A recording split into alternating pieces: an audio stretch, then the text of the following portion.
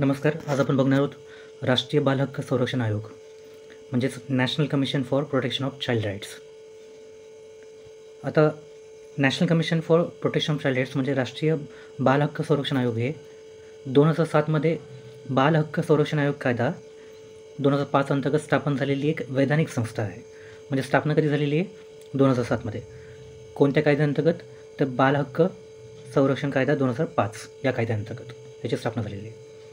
वैधानिक संस्था म्हणजे काय?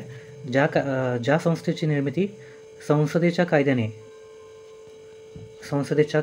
होते त्या संस्थेला आपण वैधानिक संस्था असे म्हणतो. तर national commission for protection of child right ही एक वैधानिक संस्था आहे. म्हणजे राष्ट्रीय बाल हक्क संरक्षण आयोग ही एक वैधानिक संस्था आहे. आता याचा उद्देश काय आहे आयोगाचं? तर भारतातील बाल हक्कांचे संरक्षण, प्रसार आणि संरक्षण करणे आहे. जे संयुक्त राष्ट्राच्या बाल हक्कावरील 1989चं जे अधिवेशन झालं होतं त्या अधिवेशनात स्वीकारलेल्या बालकांच्या अधिकाराचा आणि ज्या बालकांच्या अधिकाराला भारत सरकारने 1992मध्ये मंजुरी दिली त्याचासुद्धा यामध्ये समावेश होतो. आता संयुक्त राष्ट्राच्या बालकांच्या हक्कांवरील 1989चं जे अधिवेशन आहे हे अधिवेशनामध्ये 18 वर्षापेक्षा कमी वयाच्या व्यक्तीला बालक म्हणून परिभाषित केलं गेलं आहे, म्हणजे मानलं गेलेलं आहे. आता हे राष्ट्रीय बाल हक्क संरक्षण आयोग हे महिला व बाल विकास मंत्रालयाच्या प्रशासकीय नियंत्रणाखाली काम करतं. ते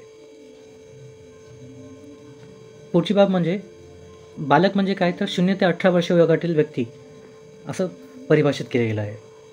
आणि राष्ट्रीय बाल हक्क संरक्षण आयोग हे शिक्षण हक्क कायदा 2009 अंतर्गत बालकाच्या मोफत आणि सक्तीच्या शिक्षणाच्या अधिकाराशी संबंधित तक्रारींची चौकशीसुद्धा करते. आणि राष्ट्रीय बाल हक्क संरक्षण आयोग हे लैंगिक गुन्ह्यांपासून मुलांचे संरक्षण म्हणजे पॉक्सो म्हणजे prevention of children from sexual offences कायदा 2012च्या अंमलबजावणीसुद्धा लक्षात ठेवतं.